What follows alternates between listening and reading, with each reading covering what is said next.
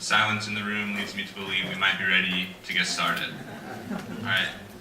Thank you all so much for being here. I'm sure we'll welcome some additional attendees over the next few minutes. I'm going to offer just about 5 minutes, some introductory remarks. We'll move into a moderated discussion following that, moderated by Professor Steve Sanders of the Maurer School of Law. And then we will have some public Q&A time built in towards the end. You should have received an index card as it moves towards 1 o'clock, or even right now. If you're ready, you can kind of hold it up. We'll have some students walking up and down the aisles, and we'll collect your questions and then read from those towards the end, because we really would love your input. Let's see, my name is Andrew Bredesen. I'm the Sustainability Officer of the Graduate and Professional Student Organization and a second-year master's student at the School of Public and Environmental Affairs. This event, the Fossil Fuel Divestment Faculty Panel, is a part of Sustain IU Week, which is run by the Student Sustainability Council. It's been a full week of really exciting events dealing with issues of water scarcity, hunger, climate change, of course, which is what we're talking about here today. So that is what we're here as a part of. This event today is sponsored by the Environmental Law Society, Graduate and Professional Student Organization, as well as a new student organization called Reinvest IU, which is leading sort of the divestment movement and conversation here at IU moving forward. They have a Facebook page. Check that out. Later today, we may be giving away some James Baylog swag on that Facebook page. If you can answer a question, James Baylog was the keynote speaker of Sustain IU Week, a great documentary filmmaker and photographer. So check that out if you want to stay in the loop with what's going on with this initiative as we move forward. All right, so ultimately, the fossil fuel divestment movement is about climate change. The movement asks investors to take their money out of the fossil fuel industry and stems from the belief that climate change is an urgent and unprecedented problem. It is an extreme problem worthy of large-scale actions in the fight to mitigate the effects of climate change.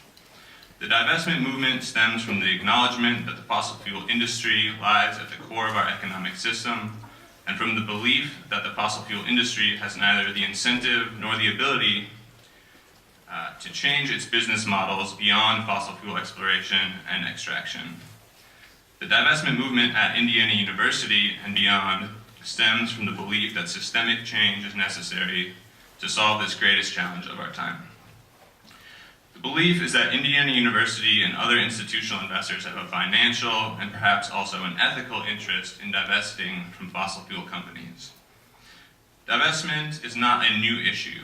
In the 1970s and 80s, hundreds of institutions divested from companies doing business with South Africa, and many people credit the divestment movement, at least partially, with helping to end apartheid. Subsequent divestment campaigns have targeted the tobacco industry, as well as companies doing business in Sudan during the genocide in Darfur, for example. The fossil fuel divestment movement shares some common ground with the previous movements. That said, as a recent Bloomberg white paper notes, what distinguishes this from those earlier campaigns is its rapid growth and quick scaling. IU is not alone in considering this issue. At least 25 colleges or universities in the US and abroad have committed to fossil fuel divestment. This includes Stanford University's highly publicized commitment last spring to divest its $18.7 billion endowment from coal stocks, to the University of Maine becoming the first public land-grant university to commit to divestment from coal, to the New School in New York City, committing just a few weeks ago not only to full divestment, but also to restructure its entire curriculum around the problem of climate change. These colleges and universities are joined by dozens of cities, including Seattle, San Francisco, Madison, Ann Arbor, and Oxford, England, who are joined by many more religious and other institutions and foundations in divesting from fossil fuels. Along with its momentum, the divestment movement has been criticized on many fronts. No large public universities in the US have divested. Harvard University's president Drew Faust wrote that, although she is concerned about climate change, divestment is neither warranted nor wise. Some argue that fossil fuel divestment is too political, or that it would have no effect on the problem of increasing carbon levels in the atmosphere that are advancing the problem of climate change. Some argue that university foundations are not tools to be used to make what they say are symbolic statements, and that university foundations exist to make as much money as possible to support the universities they are associated with. Some state that the problem of increasing carbon in the atmosphere is a problem of consumption, and that to make a difference, individuals must take the lead in changing their behaviors, that it is wrong to target the companies they say are benignly meeting market demand. Perhaps most commonly, people ask, if not fossil fuels, what else should we invest in?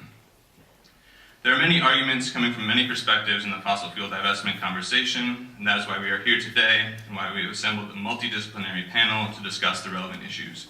We look forward to a productive discussion. At IU, students and faculty have called for the IU Foundation to act on this issue. Just over 1 year ago, the IU Fossil Fuel Divestment Initiative began within the graduate and professional student organization. Student representatives passed a resolution calling for the IU Foundation to divest its holdings from the top 200 fossil fuel companies within 5 years. GPSO leaders met with the IU Foundation's Chief Investment Officer last spring, who after a conversation informed them that no further consideration of the matter would occur. From last spring through this past December, GPSO leaders met with other organizations to discuss the issue. The representative bodies from IU East, IU Southeast, IU South Bend, IUSA represents the undergrads here in Bloomington, the Bloomington Faculty Council, and AUSA, which represents all 115,000 students in the IU system, voted overwhelmingly to support the original call for IU to divest from fossil fuels. According to a 2014 audit, the foundation holds investments worth just over $2 billion. Data from fiscal year 2012 revealed the IU endowment was the 16th largest public university endowment in the nation. In December of this past year, GPSO President Brady Harmon and myself met with the IU Foundation's Investment Committee to represent the student and faculty call for the IU Foundation to divest from fossil fuels. Seeking to work towards divestment and acknowledging both the complexity of the issue as well as the need for the foundation to achieve positive and strong financial returns, we asked the foundation to perform a cost-benefit analysis examining divestment of its endowment and to make the results of this analysis public. We also asked for the foundation to remain open to communications with student leaders, representing the student interests in this issue once per quarter. In response, the foundation's investment committee wrote, "We appreciate you sharing your concerns about climate change. Please recognize that the endowment is an important resource for Indiana University, and it is not to be used to make symbolic statements. The IUF investment staff and investment committee collectively have over 300 years of experience in managing complex financial portfolios. We make investment decisions based on many considerations and only after undertaking careful analyses. As is our standard practice, we will continue to monitor the investment environment and will consider the implications of changes in the viability of any asset classes in which we invest, including energy-related investments. Again, we thank you for your time and we consider this matter closed."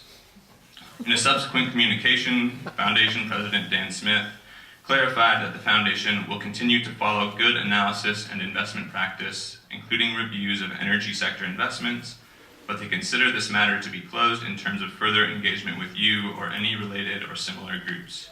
All of us appreciate your time and wish you well. On that note, I will pass things off to Professor Steve Sanders, our moderator, who will get things going with our moderated discussion. As the panel proceeds, students will pass out and collect index cards for your questions, and we will have time for a few questions from the audience at the end. We are scheduled to go through 1:30. I understand people may need to come and go throughout that time. But once again, thank you guys so much for being here. We really believe this will be an important and informative discussion. And Okay, great. So thanks to Andrew, thanks to Megan Binder, my former student and president of the ELS, Megan? Okay, yeah, president of the Environmental Law Society here, as well as a number of their colleagues who put all this together, recruited the people you see here, and had the vision for not only this initiative, but this discussion, the kind of discussion that's valuable to have in an academic community. Let me briefly introduce you to the panelists. From your left, Professor Ben Brabson is a climate scientist and Professor Emeritus of Physics here at IU. His climate research focuses on extreme temperature in climate and its relationship to soil moisture. His teaching and lectures center on environmental physics, identifying the full range of energy sources and the environmental consequences of their use.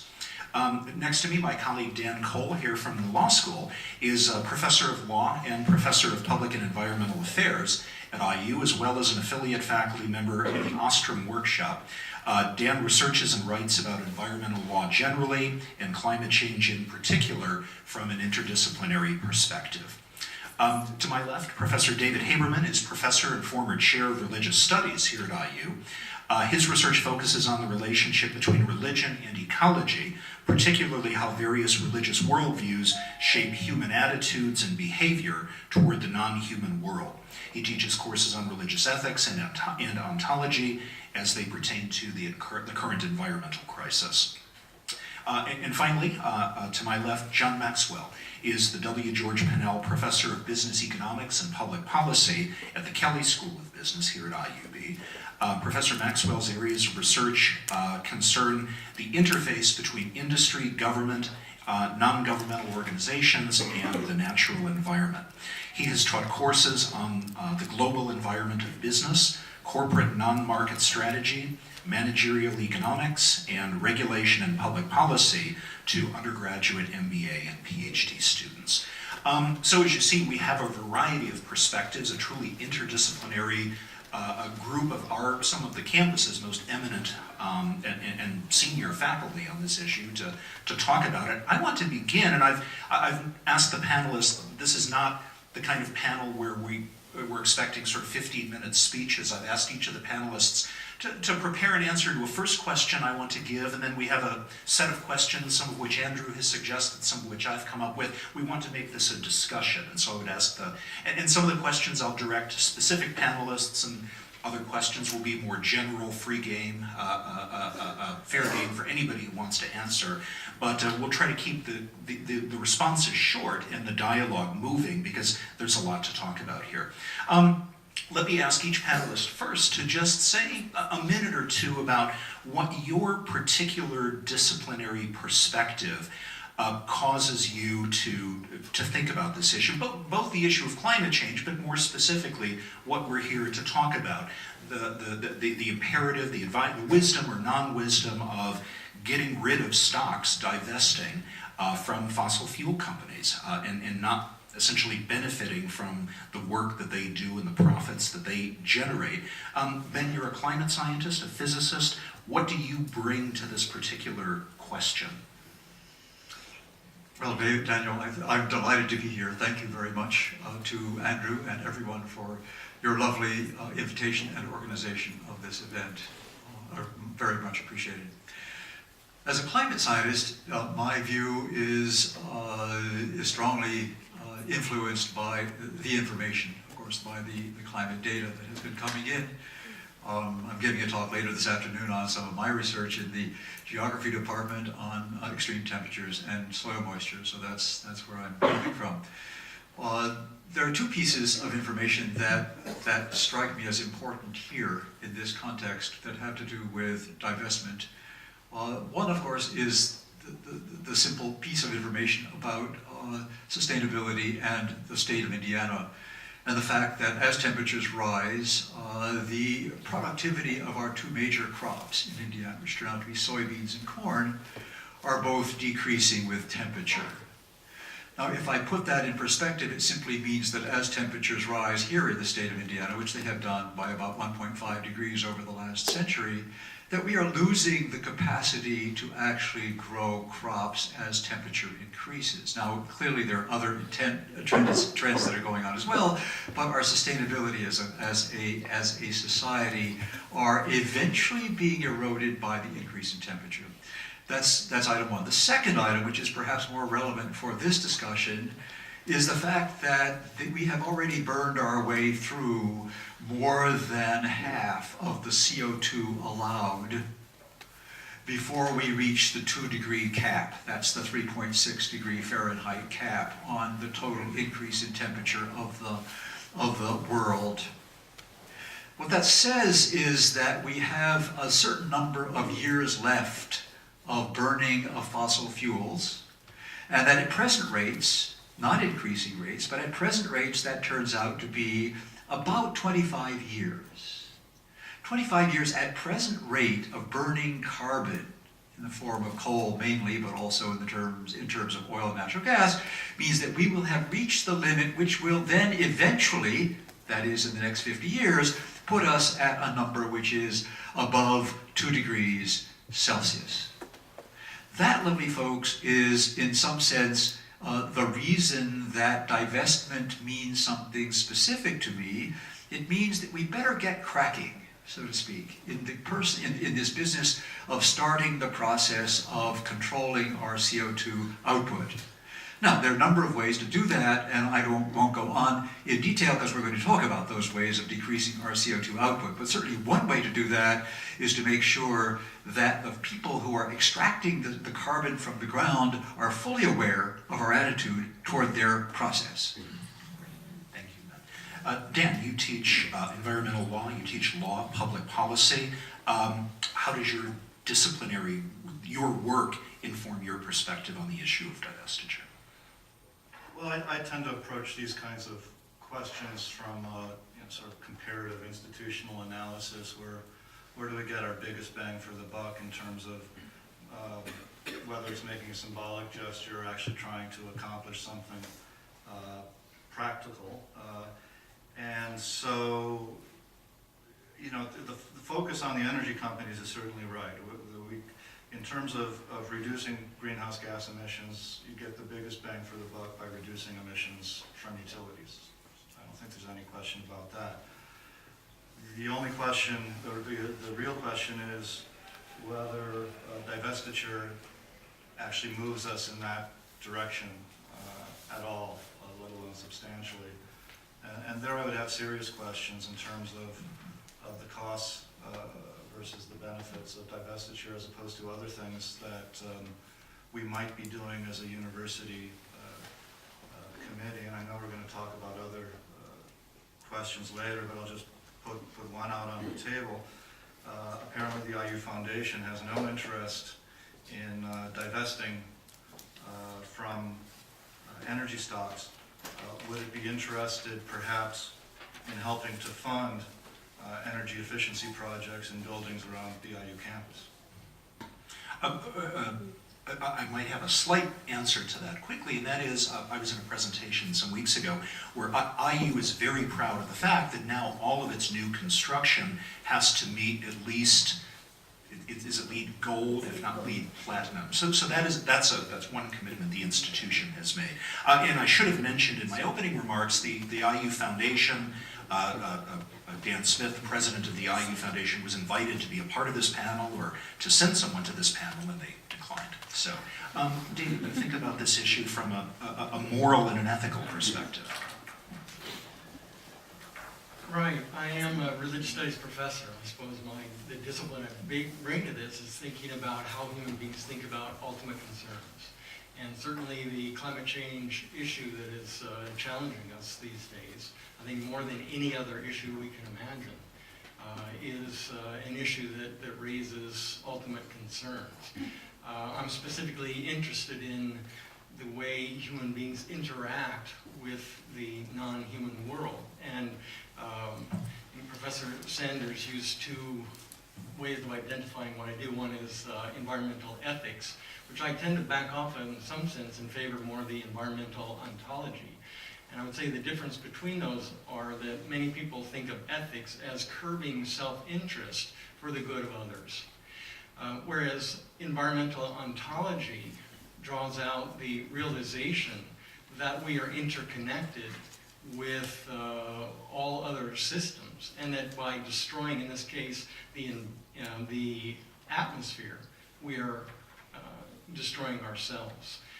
So bringing that to it, and I think the question really is, given what we know about climate change today, what is the ethical responsibility of an institution like Indiana University in thinking about its investments. And I think that the term symbolic gesture is really an unfortunate term that was introduced into this conversation.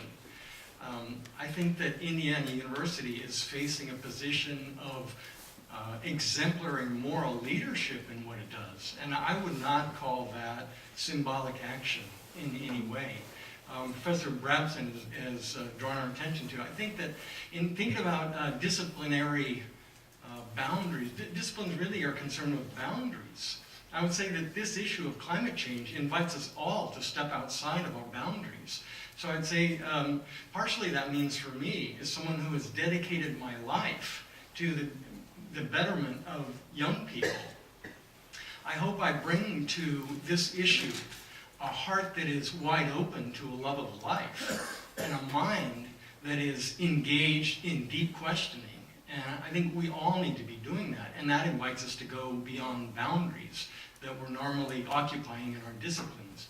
So I find myself thinking about financial issues, carbon bubbles and stranded assets and all that. But what all that finally gets at is it's very clear from the latest IPCC report that we need to leave somewhere between 2/3 and 80%, two figures I hear, of the fossil fuel reserves in the ground. If we're to burn them, we will go far beyond that 2-degree limit that is set. And we don't even really know what's going to happen if we get that far. So the question is, do we continue to invest in that? And an investment in that means that we're betting on those assets all being burnt up, right? And where's the moral, ethical issue in all that? I suppose the question that I really bring to that. And John, your students are future investment managers, future business executives. How do you teach them to think about this issue?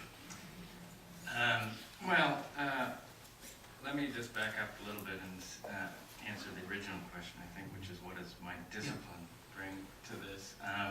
So I'm an economist, but my specific area has been characterized as corporate environmentalism and public policy. And so that's sort of about why firms undertake corporate environmental actions, and I started that about 20 years ago, asking the questions of why do firms self-regulate, and that is, why do they go beyond what they have to do by law?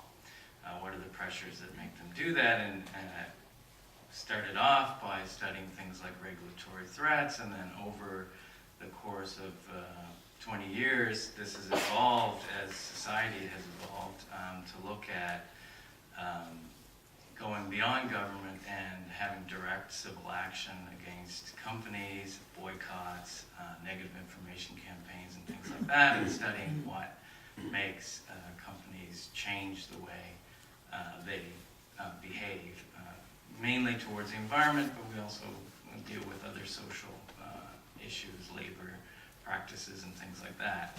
So, I come to this issue as being very interested, very excited about what these student groups and the faculty groups are doing, but also wanted to step back and say, how do we actually effect change, and what is the proper way to do it? Climate change is a very difficult issue. I'm not a climate expert, I'll leave that to other people on the panel, but I tend to say if the experts think that, then we should accept it. But how do we evoke change in companies? And I guess we'll get into this as the questions evolve, but given my research, I'm not at all surprised at how the IU Foundation has reacted to the issue.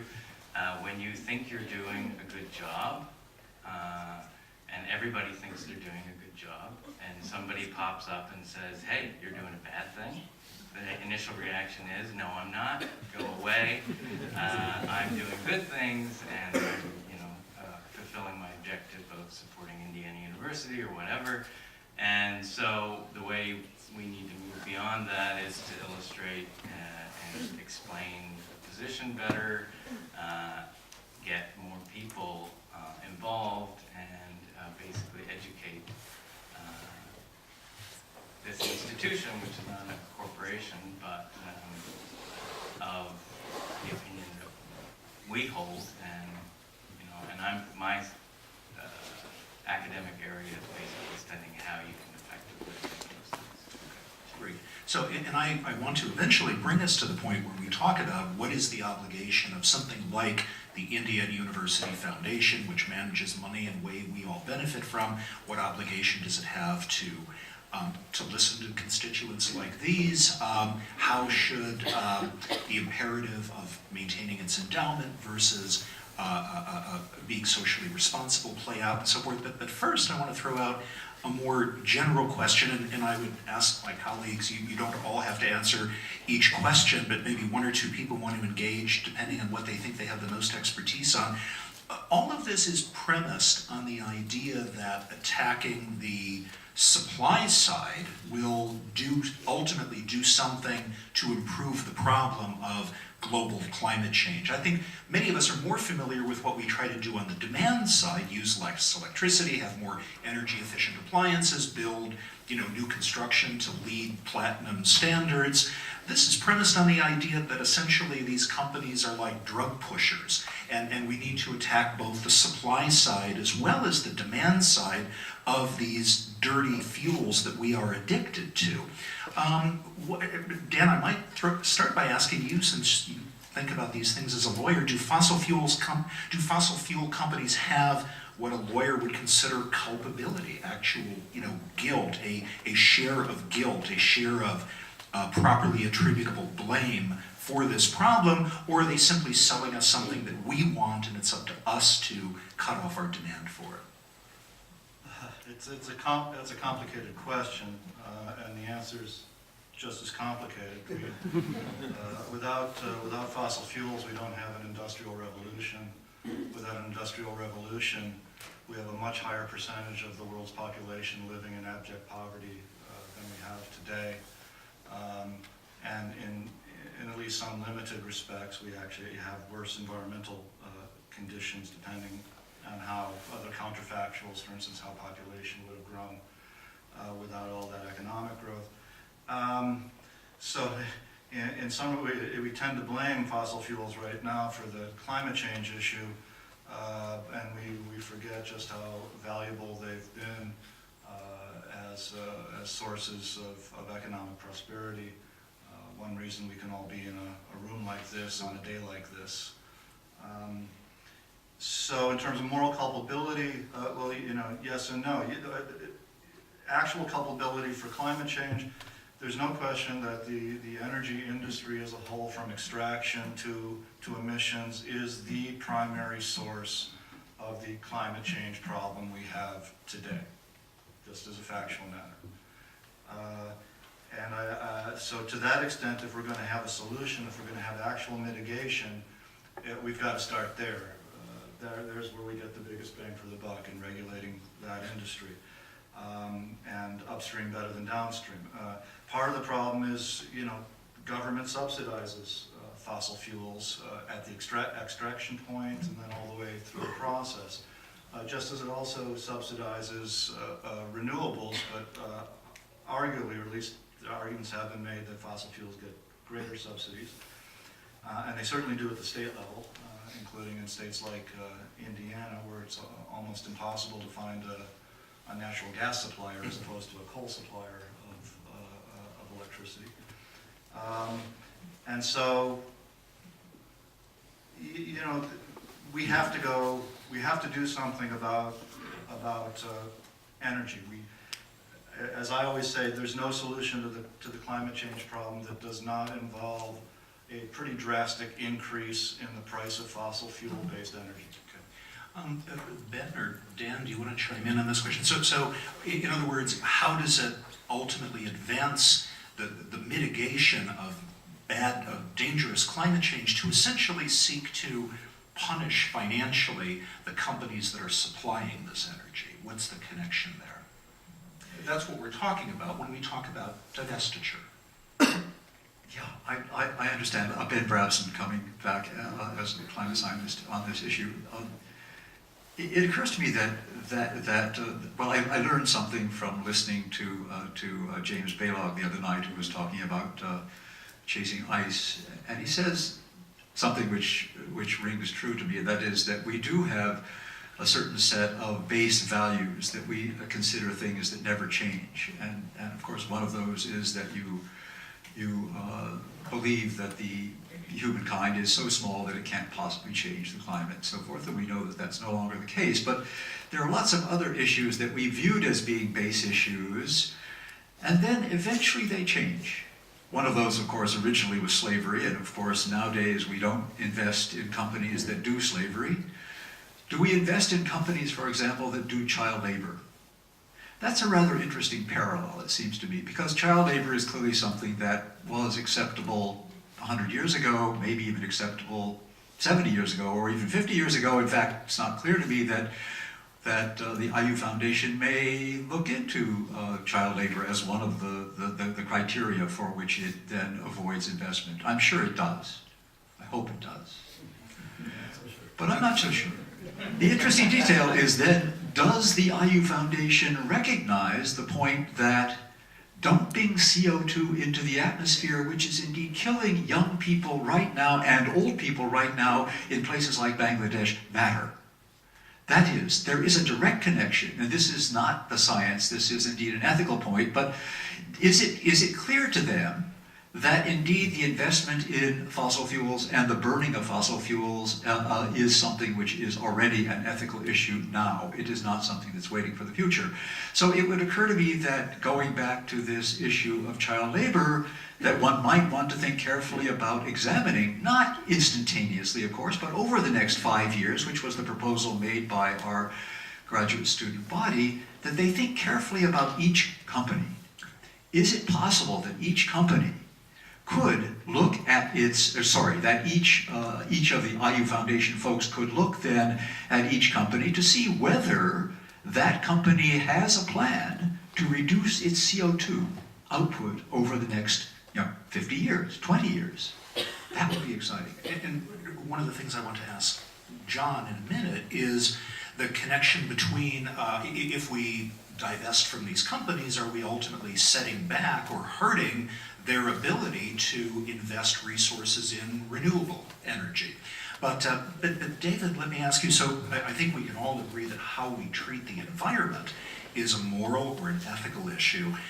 Is there a moral or an ethical dimension to the behavior of fossil fuel companies? In other words, is the extraction and sale of coal, oil, natural gas just a morally neutral economic activity, and what we choose to do with that stuff maybe gets into moral and ethical issues? Or should we think about the activities of these companies we're investing in as having ethical implications?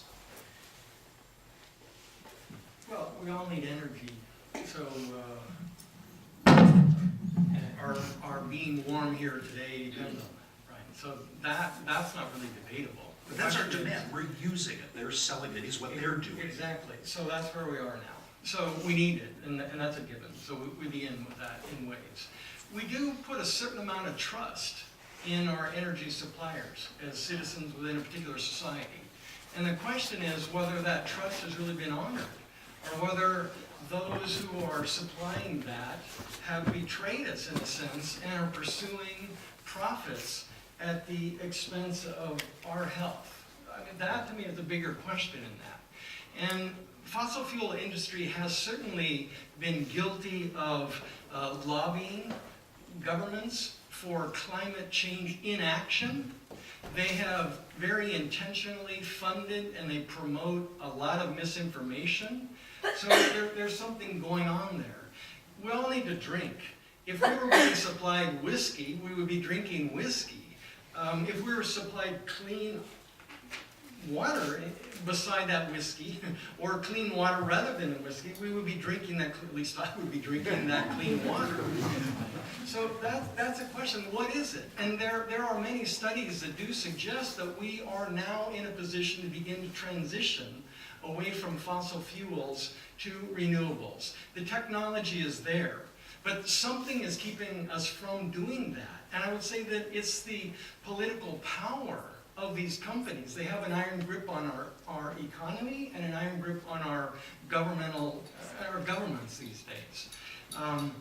They also are involved in massive environmental damage. Basically, all the conventional fossil fuels, the easy stuff that could have been gotten, has now been gotten. And we're moving into a new era where we are going after fossil fuels that would have been considered way too difficult or too expensive to extract. And just to make my own position really clear, a poster that I carried at the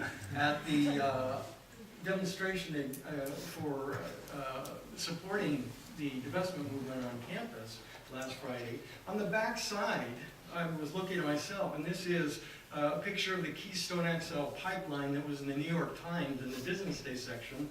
It was labeled a sinking feeling because the extraction of the tar sands oil is so expensive now that companies are beginning to reconsider their investments. But for me, the sinking feeling goes far beyond that. I think there's a big story in the increasing financial risk in investing in fossil fuel industry these days. But the sinking feeling for me is much more complicated than that. This was once an abundant arboreal forest that is key to the environmental ecosystems of North America. And they are being taken out. So what we're looking at here is now where that forest has been scraped way down beyond the ground. There's no hope of recovering, certainly in any of our lifetimes. And my guess is far, far beyond that. So tar sands excavation of the Bitterman there, I think, is an example. Mountaintop removal in the Appalachia, I think we could go on and on. So I would say that, yes, these companies are, particularly, they're not working with society to make the transition towards carbon neutrality that is so essential. And I would say they have not behaved well, and to reward them with further investments strikes me as both immoral and non-prudent. So, John, we assume that these companies are rational economic actors and respond to market forces, respond to different things. Is there, I hope I can ask you, what is the business case for divestiture? So one pushback on this idea is you're harming these companies' ability to invest in renewables. Now, maybe they're not actually doing that, but you're preventing them from doing that. There are other arguments that are made that the long-term, the long-run projections for these companies is not particularly good. So it is a wise decision to sort of get out now. This question, I think, leads to you from some things that David said about the economic incentive work here. Well, I think I guess the business case for divestment is, what you're trying to do is make it harder for these companies to access the capital market at a low price, and what you want to be doing is making it easier for companies that are producing alternative, energy, solar, and wind and things like that to access capital at a more attractive rate as you divert your capital away from fossil fuels to these alternatives. I guess if we just get out of fossil fuels, then and we're not funding the alternatives, we're not really we're only doing like sort of half the step.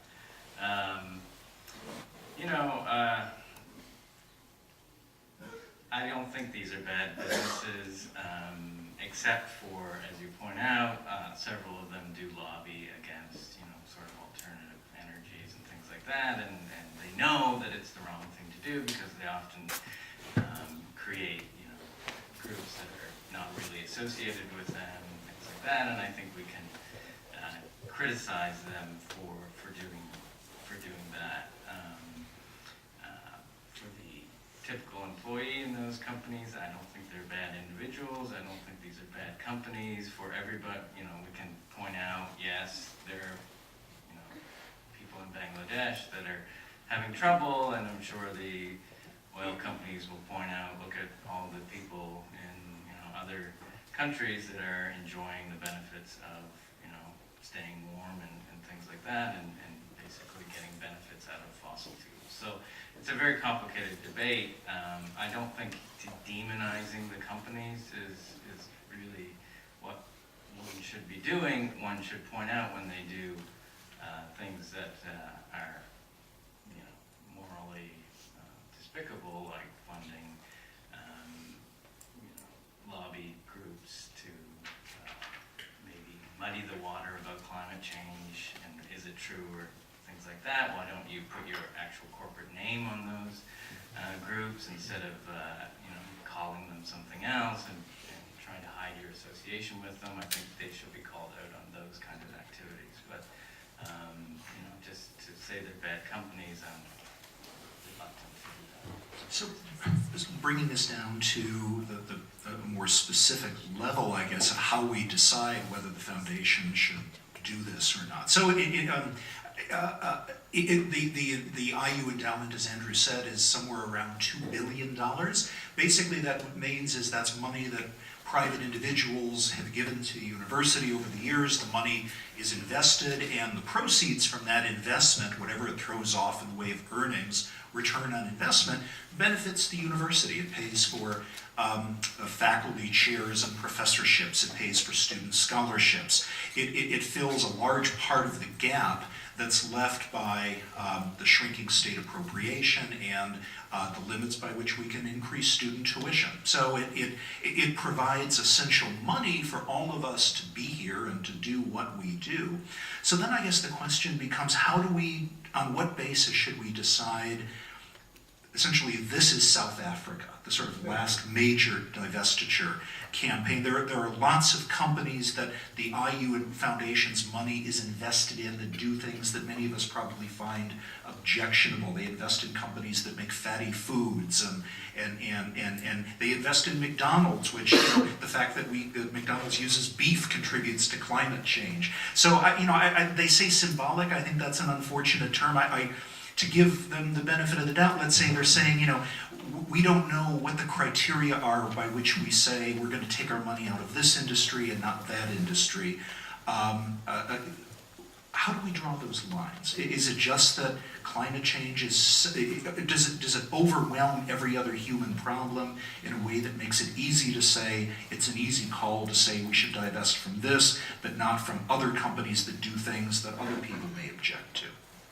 Whoever wants to take that. Just on the word symbolic, which I think is a perfectly good word in a context where any action we would take on divestiture would have absolutely no effect on the earnings or the stock value of the companies we divest from, on all the evidence that we've had. I said the argument is if this got going, if IU were part of a trend that snowballed, it would eventually, and you don't get there if we don't do our part. Yeah, well, so there's always the first mover problem, but the first mover often turns out to be making a futile gesture, which means it ends up being symbolic. Now, whether it's symbolic or not then becomes an empirical question, right? And so to take symbolic off the table is to presume that we're going to be successful. And I think that's hugely presumptuous. Moreover, it's much more likely, and I know much more likely to harm IU and its students than it is the companies we divest from in terms of its effects on the endowments. Past 50 years, past half century, those that have energy stocks in their portfolios did on average 0.5% better over a 50-year period, risk-adjusted rate of return, than those that did not have these energy stocks in their portfolio. That's a 50-year period. Over the last 10 years, the college and university endowments in U.S. shares of oil and natural gas companies produced the highest returns for those endowments of any investments the endowments made. And again, those endowments, according to the Association of American Universities, by far the most common categories of endowment expenditures are scholarships and financial aid, faculty chairs and salaries, and academic support programs. So this isn't to say that we shouldn't divest.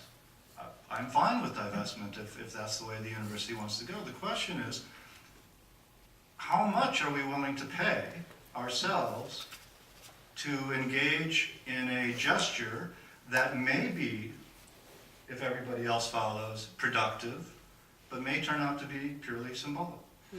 So Ben, if this meant that it would be more difficult for the university to buy an expensive new piece of high-tech equipment that one of your new colleagues in physics needed, I want it. Yes, I want the high-tech is it worth the sacrifice, and why? Well, I think we have to back up just a tiny bit and remember where we are. What is the prize? What is the reason for this divestment? Are we doing it to punish the fossil fuel companies?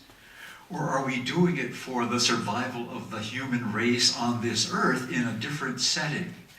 Lovely folks, the 25 years that I mentioned until we reach 2 degrees is not an optimistic number. That's a fairly pessimistic number. It's one which indeed is sitting and staring us in the face. So the question is, what is going to be Indiana University in 25 years? Where will we be? Well, my assumption is that since Indiana University is a long-thinking and long-range sort of place, unlike a business which has to respond at the quarter level, it doesn't have to respond at the quarter level. It can actually think about the way the world will be in 25 or 50 years. The climate science community is basically telling us what the world is going to look like in 25 or 50 years, and that includes the damage being done now by the CO2 which is being emitted. So we have a choice, it seems to me. We have to decide how it is that we're going to pay for our damage. Are we going to pay for it now, or are we going to postpone it? One possibility is to simply say, oh, look, we are gaining the cash now, we need the cash now, we need those scholarships, we need those fellowships and so forth, we need those new professorships now, because we're not thinking about the fact that as we do those new professorships, as we turn on the lights in here, as we keep the heat going in here, we are making an enormous decision about the future. That decision is already clear. I'm sorry, but it is already clear. It is not something which is in the nebulous, uncertain future. We can make specific predictions about what is going to happen, and if you go to the very bottom edge of those, the conservative edge, you can already see we're in trouble. So the question then is, how can a long-thinking university respond to an ongoing, difficult future? And one way to do that is to begin the process of making that change to a new, an ethos, if you will, to a new environment where dumping CO2 into the atmosphere is no longer allowed, all right, no longer a standard thing to do. So the question is then, how do you get moving in that direction? And that is a very hard question to do, and my suggestion is that this divestment movement has risks in the short term. In the long term, in retrospect, it will be magnificent. John, let me ask you, because one of the things you study as part of your research and teaching is how businesses or enterprises like the IU Foundation, which doesn't make a profit in the sense that it's for private gain, I mean, we all benefit from what they make, but you study the process of how businesses think through social responsibility. So again, why draw the line here as opposed to other kinds of investments? Or should we, while we're at it, get rid of other kinds of investments that do socially harmful things? How do we weigh the social harm in making that decision? Or do we just throw up our hands and say we're not going to try to do it at all? Well, let me just start off by saying, so what I study is external pressure on firms, so I don't study how they internally make these decisions. From my perspective, they should do it or they will do it when there's enough pressure on them to do it. If we all got upset about fat in food, and there was a big movement to get out of fat in food, and they felt enough pressure, then they would get out of that as well. And sort of, it's just a response to pressure, right? And so, if we want the foundation to divest, there are various tactics that one can go through which would actually ramp up the pressure. One is, faculty are not that important to the foundation. Some small student groups are not that important. Large student groups are a little bit more important. Donors are the most important. One would have to influence donor behavior, I think, before the foundation would consider a movement. If I was running the student group, some free advice might be to point out to the foundation that these are the future donors. That might get their ear a little bit. And, one has to approach these things in a very strategic manner in order to affect change. I don't have a personal opinion on, whether divestment in fossil fuels is any better than divestment in fatty foods and things like that. That's not what I study. I study why corporations respond to pressure and what are the strategies. David, thoughts on what I call what lawyers think of as a line drawing problem? Why this and not that? Yeah, I think that's a big question. I was away from campus last year, but I understand that when the students began the divestment movement, there was an editorial written by the editors of the IDS, in which they argued that although apartheid in South Africa did warrant a divestment movement, the climate change did not. And I think in some sense that gets back to what James Baylog was talking about. It's so difficult for us to begin to imagine. We are the first human beings ever in the history of our species who breathe air with 400 parts per million CO2 in it. We are the first human beings who are now beginning to see, and to me, I saw James Baylog's film last night, Chasing Ice, and it's stunningly beautiful, but for me, it's so horrifying, because what he even says in the film is he's documenting the death of the planet. And Desmond Tutu, who was very much involved in the South African apartheid movement, said that movement was very effective, and he is very much on board for this one. He is an international spokesperson for the fossil fuel divestment movement. And he says, in this case, we're out to save the world, to save the planet, to have a livable planet. Apartheid was a very unjust system that targeted a particular population in one country. We're talking about all complex life on the planet.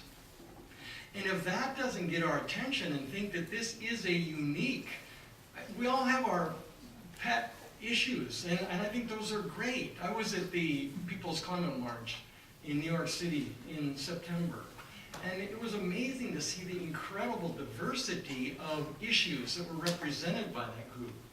But they all gathered under the umbrella of fighting climate change, because without getting that fixed, then everything else is irrelevant.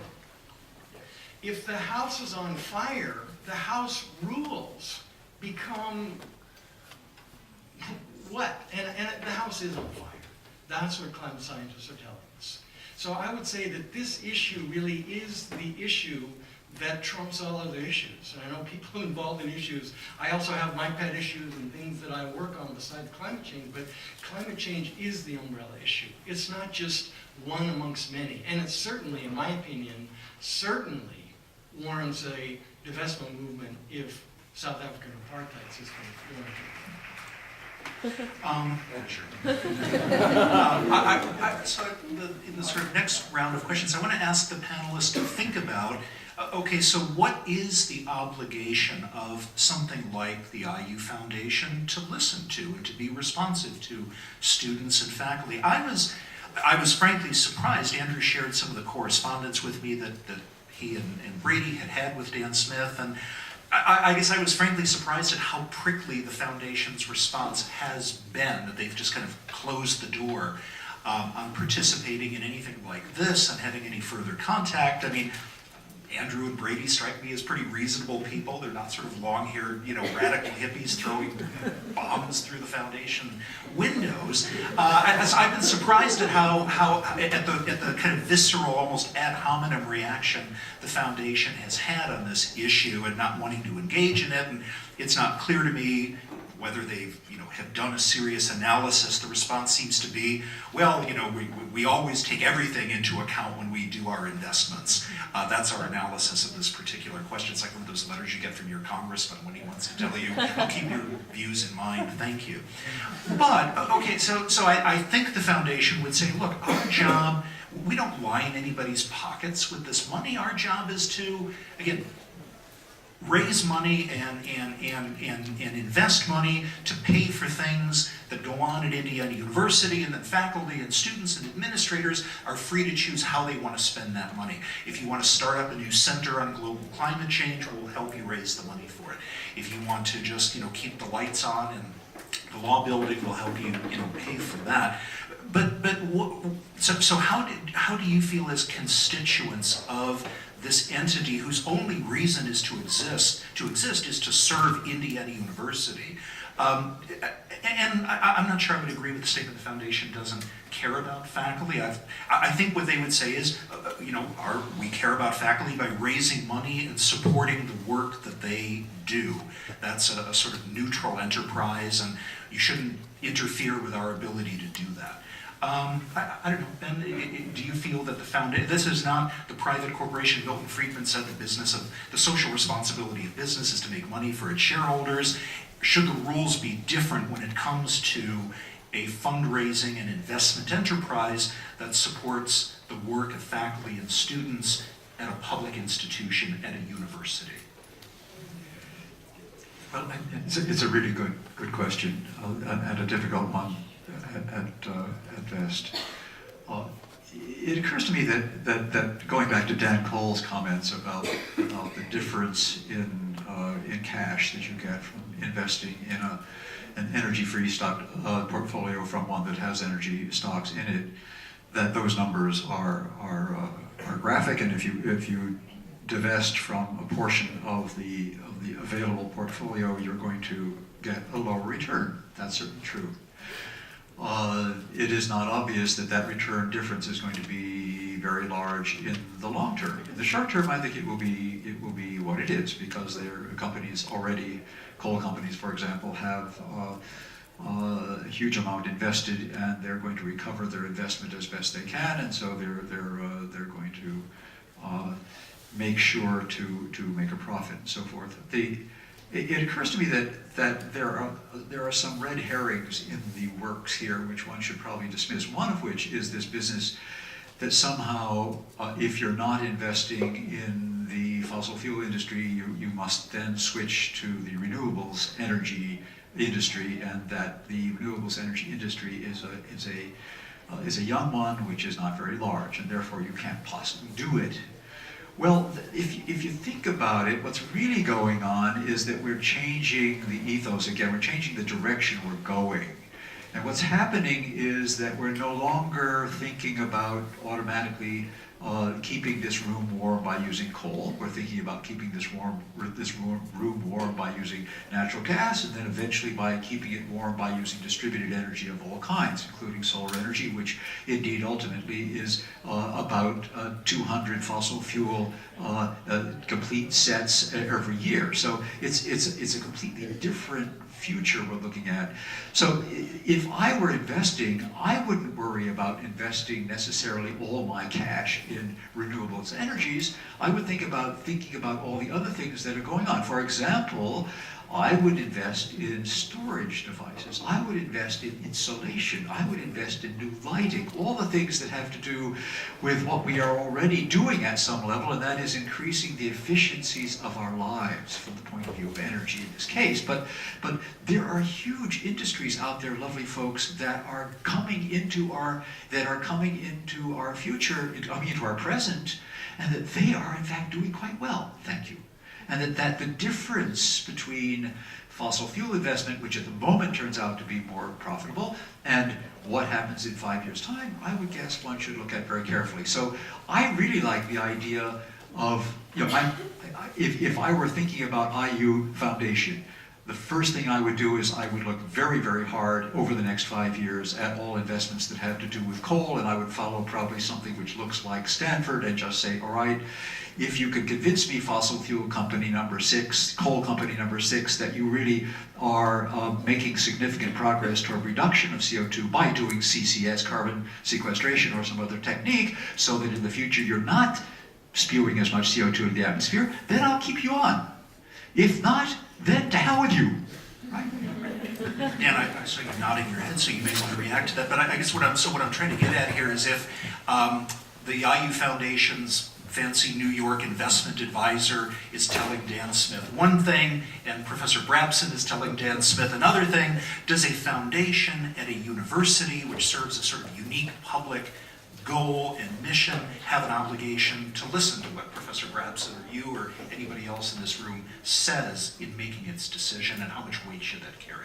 Yeah, I don't know. I don't know what the corporate structure of the foundation is relative to the university, and whether we actually count as a constituency of the foundation or not. I worked with the foundation in one way or another for a long time, observed it. George Pinnell, who John's professorship is named after, was a former president of the IU Foundation, who I knew when I was a student. No, I think the foundation would say, we have one reason to exist, and that is to support, to raise money for, and generate money for Indiana University. So here's the way I would approach it, especially given their dismissive attitude to the suggestions so far, and agreeing with everything that Ben just said. If I were a student group, if I were the university, I would try to build support among faculty, students, and ultimately Board of Trustees, and propose a parallel endowment as a social scientific experiment at the foundation. That would be a fossil fuel free endowment, 5-year term, compare the returns with their regular endowments at the end of 5 years, and see how they feel about it. And my guess is the IU Foundation would be much more open to that kind of suggestion. David? Well, are you a constituent of the IU Foundation that it is obligated to, if not view your advice as determinative, at least to weigh it very, very seriously? Well, I'm also, my assumption is that the IU Foundation is supportive of the IU mission.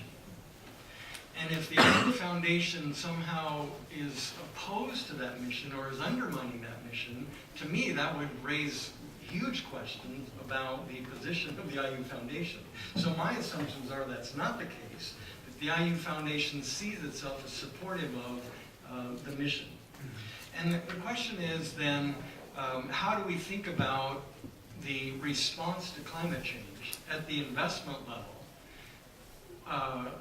in thinking about forwarding a mission that is committed by definition to the best future possible for our students? And if I could just summarize, that has to be in the mission. So faculty and students need to actually make responding to climate change an inherent part of what we do. I mean, it's almost like academic freedom is kind of a core value of this institution. Free speech, sort of responding to climate change needs to be built into the very core of our institutional identity and mission.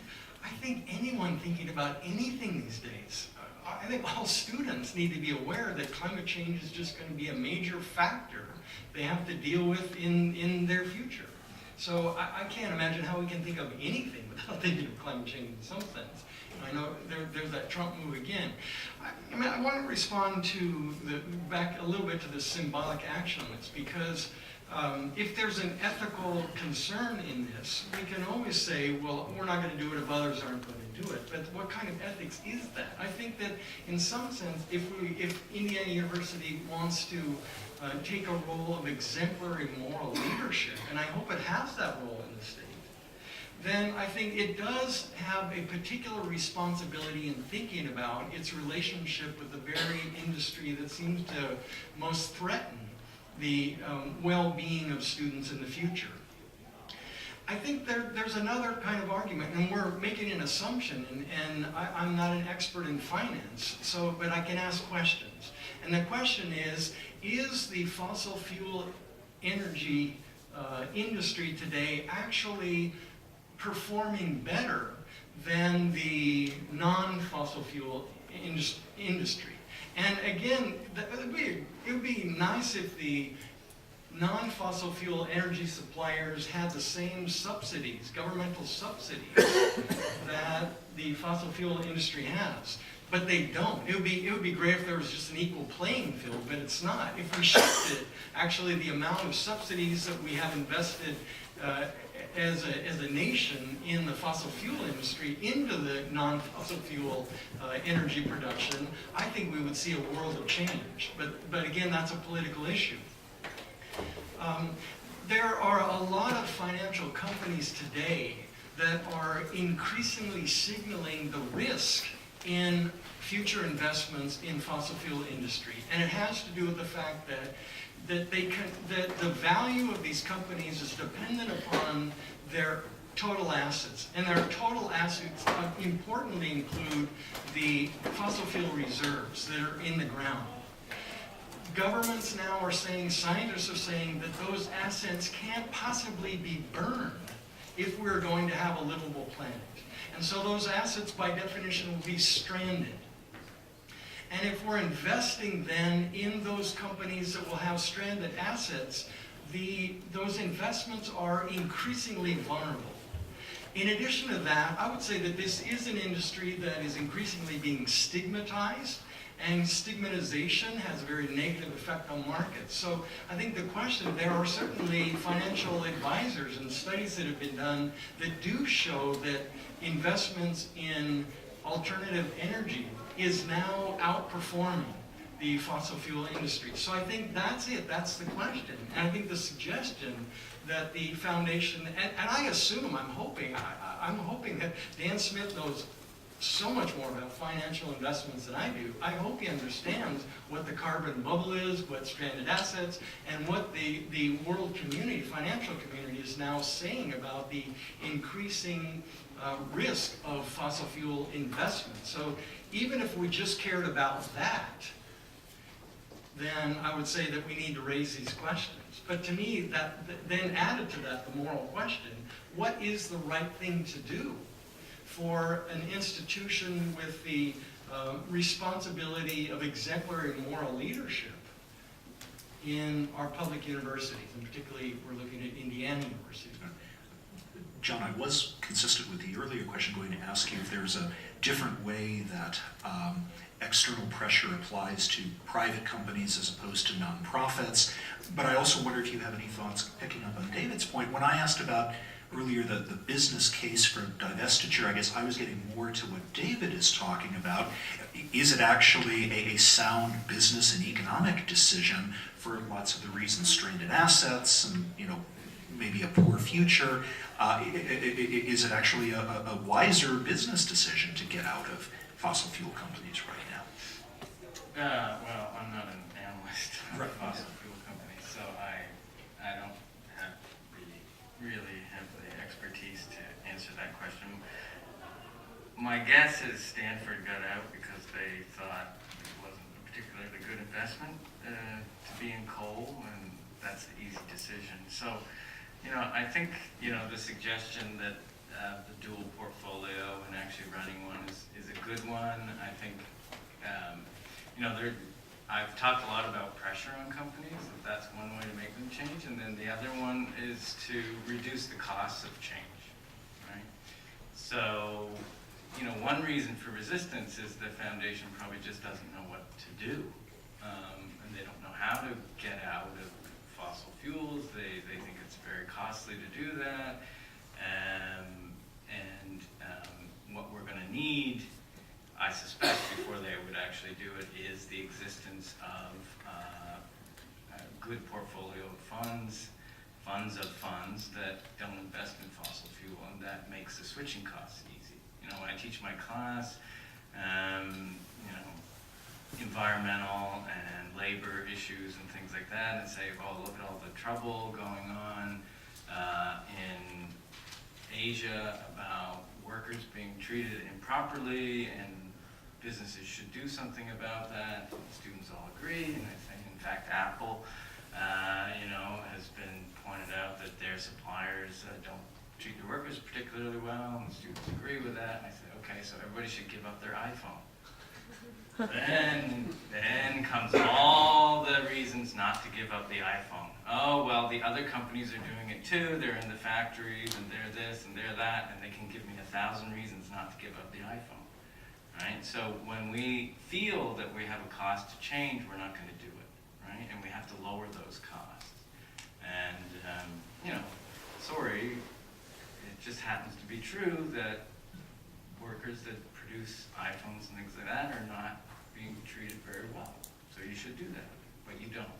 So, you know, you have to live a little on the other side to appreciate what's going on, I think, with the foundation as well. So it's hard for them to change. And I think over time, and you keep the pressure up, and you know, some of the material that we were provided, which I thought was excellent before this panel, you know, pointed out that there are some very large investment companies that are now coming up with funds without fossil fuels in them, and that's due to interest in divestment. So, you know, we're moving that way, and that's one reason why those funds are being created.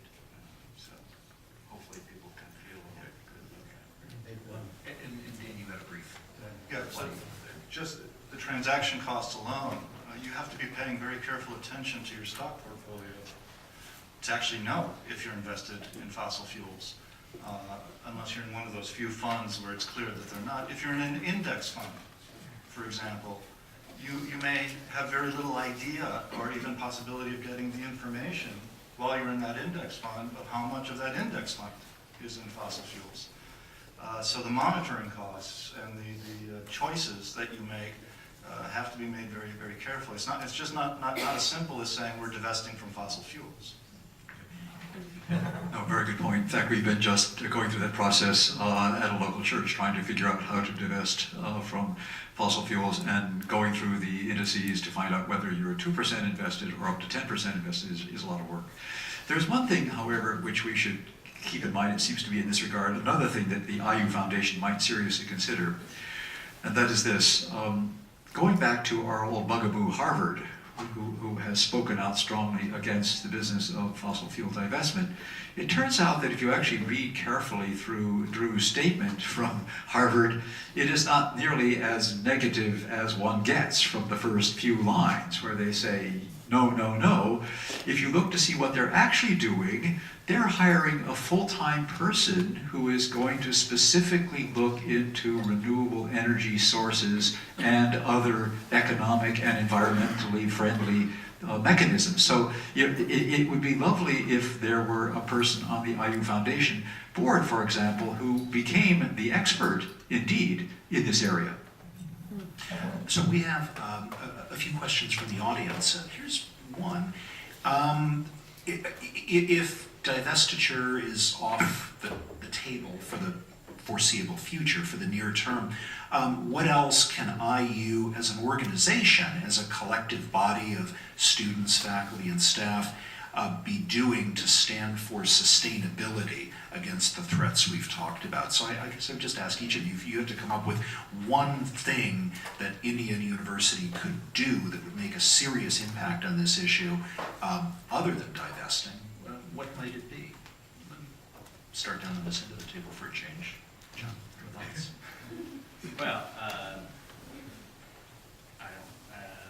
I guess as a Tier 1 research university, the best thing we can do is engage in research in this activity, and maybe perhaps the university should think about coordinating and bring together research that is devoted to the climate change issue. If there's sufficient amount of research on campus to do that, if there isn't, then we might look into why that's not the case. David? Well, some of it we're already doing. I think the creation of the Office of Sustainability and the work they're doing is a move in the right direction. I think to do analyses of the buildings and energy use and try to bring that down. So the conservation efforts on campus, we want to continue that, ramp that up. I think those are all good things. We are an educational institution, and I would say that we could probably do better in raising awareness about the threat of climate change and the solutions and possibilities that all of that entails. So in some sense, I think it's just focusing more attention on threats and possibilities.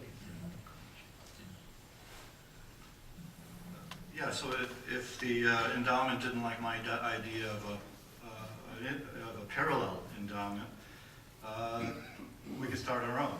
You could do a crowdfunding campaign where students, faculty, staff, administrators could contribute to a fund to be professionally managed by somebody with expertise in the area.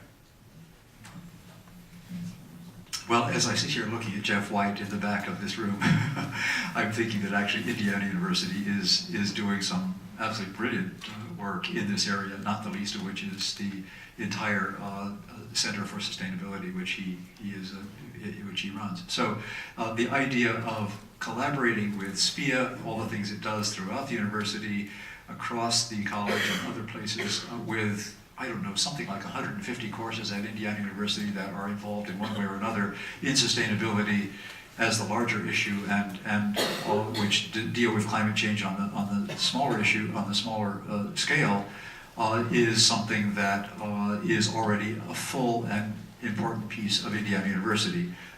Bill Brown, the sustainability coordinator at Indiana University, has changed the ethos here enormously in the last 3 years, 4 years. I cannot imagine Indiana University of 4 years ago. It was a real doldrums sort of place from that point of view. So I think we're already on the right track. The business of moving off that track is inconceivable to me. That I think, as I sit here looking at this group, I see enormous enthusiasm for moving forward rather than moving back. I just can't see that at Indiana University. Yeah. And I would say that my colleagues and I on the Bloomington Faculty Council a couple of weeks ago heard a presentation from the Office of Sustainability and a number of folks at the university who are responsible for thinking about energy management and sustainability. And Ben, as you said, it really is impressive, just the level of thought and work that's been going into this, the massive amounts of energy that have been saved and money that has been saved by some really intelligent things that IU is doing along these lines. Here's a slightly different question. I don't know if anybody here knows the answer to this or remembers the answer to it. We were all alive when it happened. When the South African divestment campaign started, so this would have been during the 1980s, how long did it take to gain critical mass and eventually succeed in its goals? I don't know, does anybody remember that well enough, or has anybody studied that to know what are the parallels there? Is there reason to believe that this movement could catch fire within the same time period or to the same extent that the South African divestment campaign did, or those just fundamentally two different things? It's the last major example we have of something like this. I don't have an exact figure. Most of it took place during the 80s, so let's say roughly a decade. I must say that the University of Oxford did a study that shows that the fossil fuel divestment movement is the fastest growing divestment movement in the history of divestment movements altogether. So things happen more quickly these days, and it's a movement that already is having an effect. And the goal is divestment of the institutions that all are working with, but I'd say the more immediate goal is raising awareness of the issue. And I think it already is a movement that has been successful in doing that. Questions from the audience? Oh, okay. Yeah, so as we're discussing the great successful example that we have of South Africa, according to the 1996 study from Quarterly Review of Economics and Finance, South African divestment had little or no impact on the stock prices of targeted companies. There's one, and then just an anecdotal parallel response to that. Nelson Mandela, when he first got out of prison, began to travel as he could then. And when he came to the United States, the very first place he went was not the White House. He went to the UC Berkeley campus to thank the students and faculty of UC Berkeley for the apartheid movement. He said it had a tremendous effect. I've got a couple of more questions on the index cards, Ben, but did you say you saw a hand in the audience, or was there something? Okay, let me try to get through one or two more of these. So, another question: if utility companies are currently supplying energy and prioritizing profit margins over healthy, safe practices, can divestment change these priorities, or will company, in other words, hitting them in the pocketbook, will it help? Or will they merely respond by cutting corners, cutting jobs, spending more money on lobbying and so forth to protect their interests? And any thoughts on, as a practical matter, of what confidence do we have that if we did divest, it really would alter the course that these companies are on? I don't know, do we have anybody who has the relevant corporate analysis experience, but any thoughts about that? Well, I certainly agree that if IU divest, it probably have almost zero impact on the stock price of these companies. In fact, even if several institutions divested, it wouldn't have much of an impact. I think the broader issue is, so we have to understand, companies are heavily involved in writing regulations, lobbying. They have a lot of influence in many areas of government.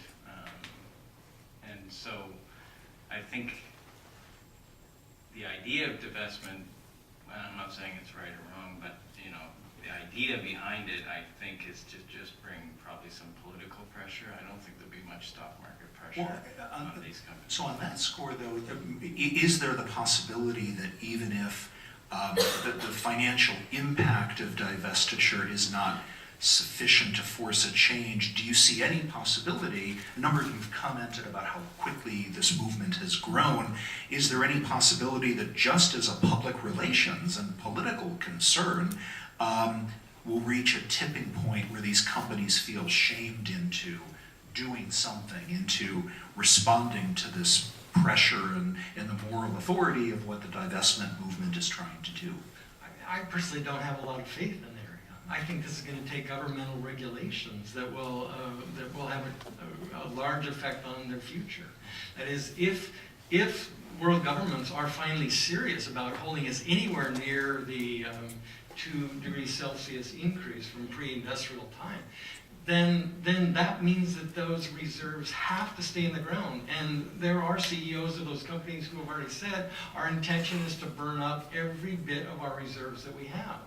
There's a conflict there, and it means that these companies cannot possibly have a future in some sense. So I don't think they're going to do this on their own. They're only going. Their future will be determined by governmental regulation. But aren't the people on the boards of these companies smart enough to eventually see that they are going to drive themselves into the ground at some point? So they do have a choice of shifting over to a different energy production.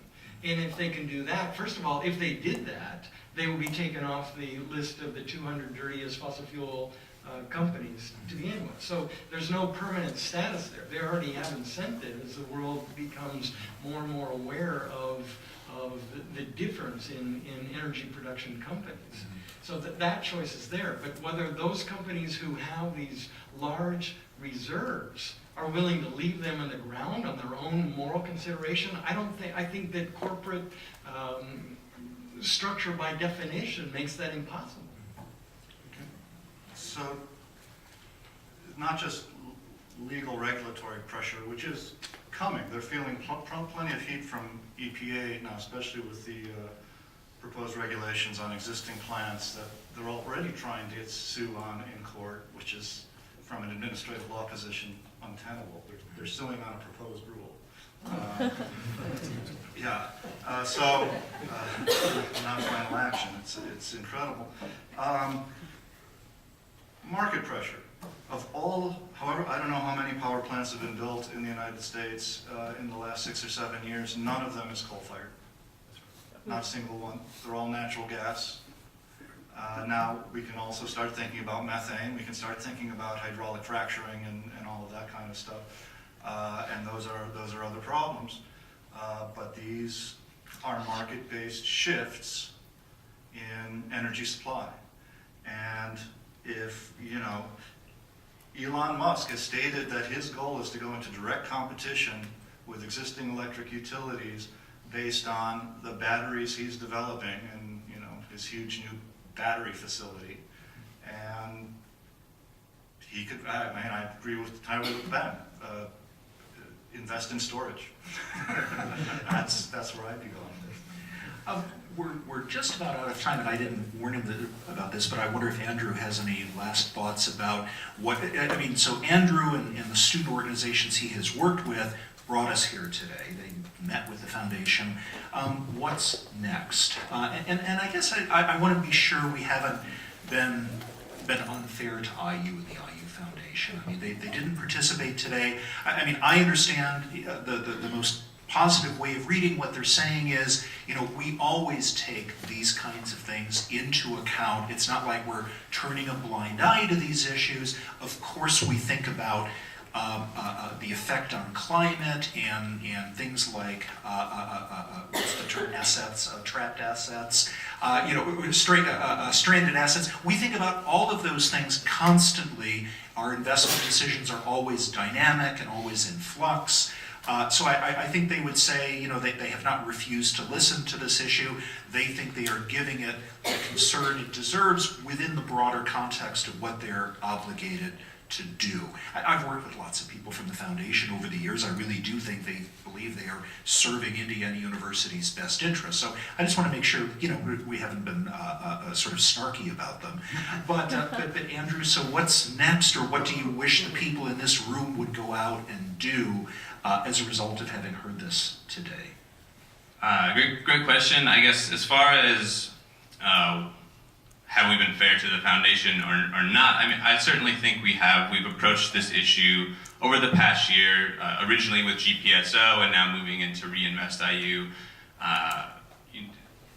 the best that we can, recognizing from the beginning and throughout up until today that this is an extremely complicated issue with environmental science and moral, ethical, and public policy, and certainly financial and economic sort of strains all feeding into it. We don't pretend to be experts. We don't pretend to be able to say, you shouldn't invest in here, here's where you should invest instead. As you hinted at, the Foundation pays New York-based asset managers millions of dollars a year to make those sort of analyses and decisions for them.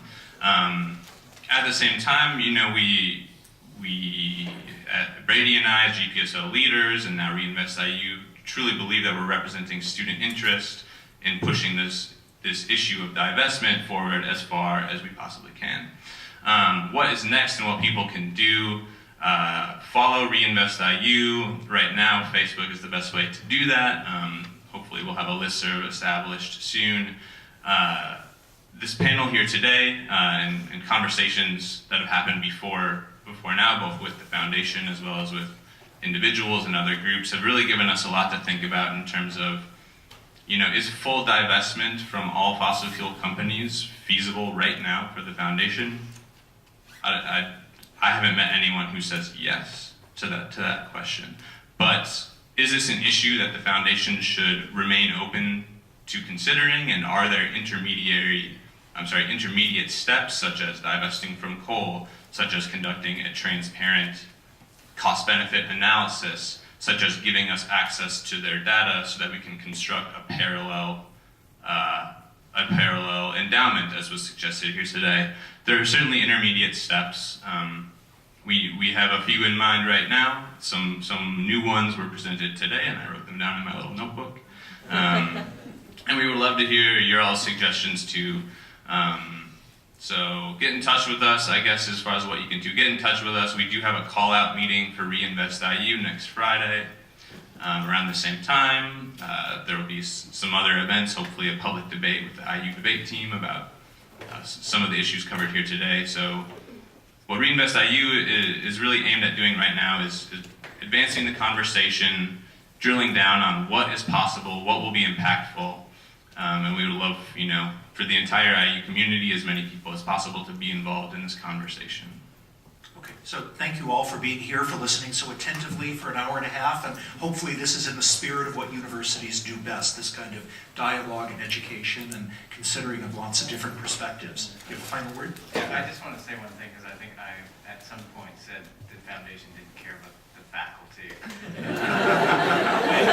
He's worried Dan Smith is going to be watching the video on YouTube I am worried. over the weekend. I love Dan.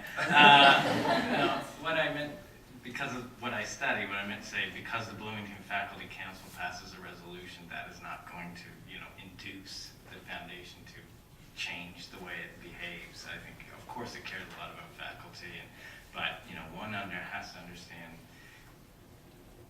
what are the constituents of the IU Foundation, and how do you approach and grow support among that constituency? And it's a lot bigger than just faculty. So I just wanted to make that clear. Along those lines, this was recorded. Hope that's okay with all of you. And we'll make it publicly available in various formats. So, yeah. All right, great. Thank you all.